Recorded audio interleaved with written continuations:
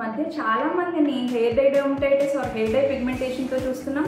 Hi అండి, నేను doctor Soumya Manasa, consultant dermatologist Kakinada నుంచి.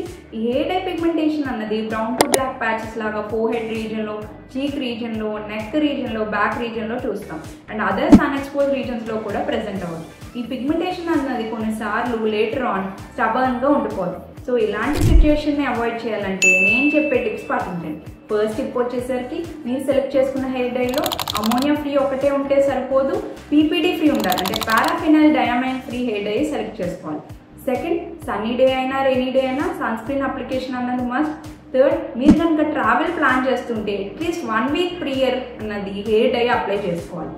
ఫోర్త్, బీచీ సైడ్ కనుక వెళ్తే wide brim hats, stoles, scarfs or any physical barriers అన్నవి కూడా యూజ్ చేయాలి.